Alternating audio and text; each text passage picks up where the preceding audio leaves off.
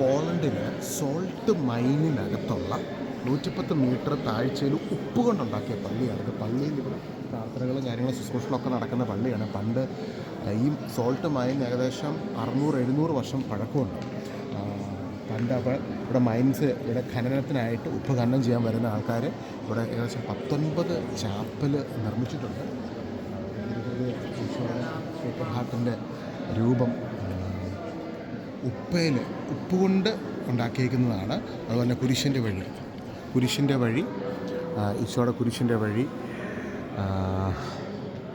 ഓരോ ബൈബിളിലെ ഓരോ കാര്യങ്ങളും ഇവിടെ ഇതെല്ലാം നോക്കി. അവിടെ പരിശുദ്ധ അമ്മയുടെ ഈശോയുടെ അമ്മയുടെ രൂപം, തിരുസ്വരൂപം, ഉപ്പുകൊണ്ട് നിർമ്മിച്ച ഓൾട്ടർ, അതുപോലെ തന്നെ താഴെ നമ്മൾ ലാസ്റ്റ് സപ്പർ ഒക്കെ ഉപ്പുകൊണ്ട് കൊത്തി ഉണ്ടാക്കിയേക്കുവാണ്. ഒരു ഭയങ്കര ഒരു ആർക്കിടെക്ചർ സ്കില്ല് ഈശോയുടെ ക്രൂശിത രൂപം അവിടെ. ഈ നമ്മൾ ഷാൻഡലിയറിൽ ഈ നമ്മളിപ്പോൾ മുമ്പിൽ കാണുന്ന ആ ഒരു തൂക്കുവിളക്കിൽ ഉപ്പിൻ്റെ ക്രിസ്റ്റൽസാണ് മുഴുവൻ ഉപയോഗിച്ചിരിക്കുന്നത്.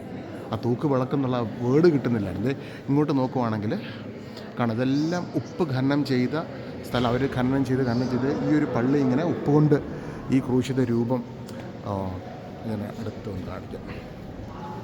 ഈശോയുടെ ക്രൂശിത രൂപം ഫുള്ള് ഉപ്പ് കൊണ്ട് സൃഷ്ടിച്ചിരിക്കുന്നതാണ്.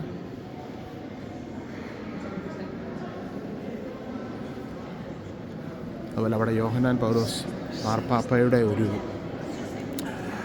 പോളണ്ടിലെ ക്രാക്കോവിൽ വരുമ്പോഴത്തേക്കും ആ എയർപോർട്ട് മുതൽ നമുക്ക് യോഹന്നാൻ പൗലോസ് മാർപ്പാപ്പയുടെ പല ഒരു ഈ സിറ്റി തന്നെ ഒരു മ്യൂസിയമാണ് മാർപ്പാപ്പയുടെ. കാരണം മാർപ്പാപ്പ ജനിച്ചു വളർന്ന നാട്, എയർപോർട്ടിൻ്റെ പേരടക്കം യോഹന്നാൻ പൗലോസ് മാർപ്പാപ്പയുടെ പേരാണ്.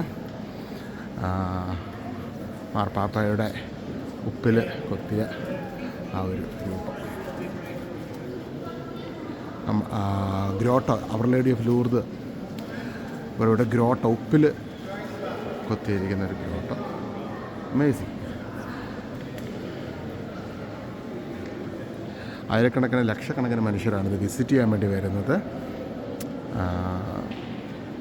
110 മീറ്റർ ഇത് ഇങ്ങോട്ട് ഇറങ്ങി വരാൻ തന്നെ 360 സ്റ്റെപ്പ് ആദ്യം ഇറങ്ങി, അതിനുശേഷം പിന്നെയും ഉണ്ടായിരുന്നു 2-2.5 കിലോമീറ്റർ താഴോട്ട്. അങ്ങനെ ഭൂമിക്കടിയിലുള്ള ഒരു അത്ഭുത വിസ്മയമാണിത്. ഈശോയെ മഹത്വം.